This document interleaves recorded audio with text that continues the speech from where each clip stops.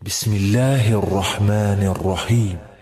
Taubah ayat 18. Allah berfirman, ini dalil kedua yang disebutkan Syekh. Allah berfirman, sesungguhnya yang memakmurkan masjid-masjid Allah hanyalah orang yang beriman kepada Allah dan hari akhir dan menegakkan sholat serta menaikkan zakat dan tidak takut kecuali kepada Allah. Mereka itulah yang diharapkan termasuk orang-orang yang dapat petunjuk. Saya ulangi ayatnya. Sesungguhnya yang memakmurkan masjid-masjid Allah hanyalah orang yang beriman kepada Allah dan hari akhir, menegakkan sholat, menunaikan zakat, dan tidak takut kecuali pada Allah. Mereka itulah orang-orang yang diharapkan termasuk mendapat petunjuk. Nah, di sini Allah menyatakan tadi kan, sesungguhnya orang-orang yang memakmurkan masjid-masjid Allah. Kenapa disebutkan masjid-masjid Allah? Kenapa tidak disebutkan masjid saja? Dia tahu. Apa tujuan Allah sambung? Sesungguhnya yang memakmurkan masjid-masjid Allah. Kenapa tidak disebutkan masjid saja? Kan masjid maknanya jelas kan? Ya enggak? Ya kan? Kenapa ditambah dengan Allah, masjid-masjid Allah? Tujuannya apa? Ada yang tahu? Budi? Panji? Untuk apa? Untuk semua masjid. Enggak, maksudnya kenapa Allah menyebutkan sesungguhnya yang memakmurkan masjid-masjid Allah? Kenapa disebutkan ditambah Allah? Kenapa tidak cukup sesungguhnya yang memakmurkan masjid adalah orang yang beriman kepada Allah? Kenapa dikasih tambahan Allah? Karena masjid itu rumah Allah. Artinya, kenapa ditambah Allah? Kata para ulama, untuk menunjukkan keistimewaan masjid. Maka disandarkan kepada Allah. Ya, artinya apa? Masjid ini tempat yang istimewa. Karena apa? Allah sandarkan masjid kepada Allah. Jelas? Maka seorang harus memakmurkan masjid, memuliakan masjid, dan jangan merendahkan masjid dan menghinakan masjid. Menghinakan masjid dengan apa? Apa? Ya dengan perbuatan ucapannya, perbuatan contohnya seperti apa? Buang sampah di masjid. Iya itu. Apalagi? Teriak-teriak, betul.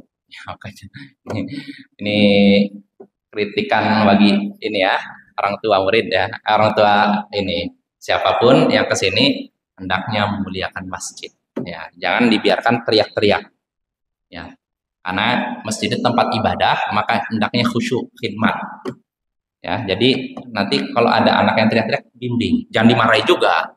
Karena kalau dimarahin nanti dia jauh dari masjid, malah nanti nggak mau ke masjid. Tapi panggil dia, nasihati baik-baik. Adek, jangan teriak-teriak ya di masjid ya. Masjid ini rumah Allah. Kamu kalau masuk ke rumah orang, misalkan nih, rumah ini Ustadz Irwan. Pantas nggak kamu teriak-teriak? Ya enggak lah. Apalagi ini rumah Allah. Nah itu. Coba ya, Ustadz minta di antara kalian ya nanti ya. Kalau saya aktif ya, panggil ya. Jangan dimarahi. Karena kalau anak dimarahi nanti dia jadi takut malah tidak mau ke masjid. Jadi panggil anak-anak, dikasih nasihat bahwa masjid ini tempat ibadah, hendaknya khidmat, khusyuk dan semacamnya. Ya, itu ya. Jadi masjid itu rumah Allah, maka tidak boleh menghinakannya. Menghinakannya dengan mengotorinya atau melakukan perbuatan mungkar di dalam. Contohnya apa? Melakukan syirik, naudzubillah. Ini lebih parah dibandingkan mengotori masjid, betul. Syirik seperti mengubur orang di masjid. Ada nggak? Banyak kan itu. Lalu tawaf di situ. Seperti orang-orang Syiah kan kayak gitu. Kuburan Ali jadikan masjid. Akhirnya orang tawaf di situ seperti tawaf mengelilingi Ka'bah. Nauzubillah min dzalik. Yang seperti ini sudah menghinakan masjid. Begitu juga melakukan bid'ah di masjid. Ini juga perkara yang mungkar, dianggap menghinakan masjid.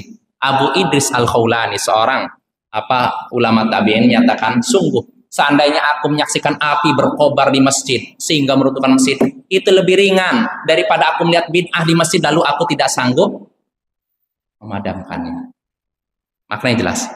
Seandainya aku melihat ada api di masjid nih, lalu aku tidak sanggup memadamkannya, itu lebih ringan bagiku daripada aku melihat bid'ah di masjid, lalu aku tidak sanggup menghilangkannya. Artinya, berbuat maksiat di masjid lebih besar, lebih berat dosanya daripada di luar masjid.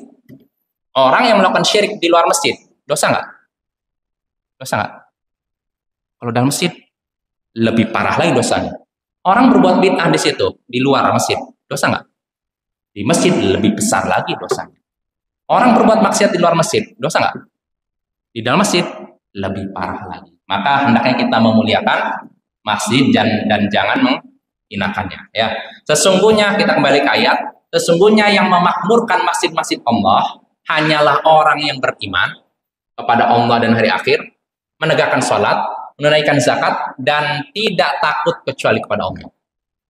Artinya yang berhak memakmurkan masjid cuma orang ini, bukan orang musyrik. Makanya dalam ayat sebelumnya, maka dalil musyrikina ayya'muru masajid Allah.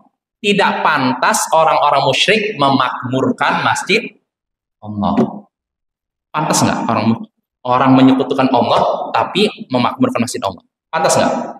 Nah, yang pantas makmurkan hanyalah orang yang beriman kepada Allah. Artinya mengesahkan Allah, menegakkan sholat, menaikkan zakat, dan takut hanya kepada Allah.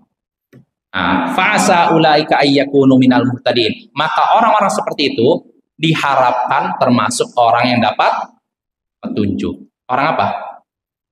Orang apa tadi yang diharapkan dapat petunjuk?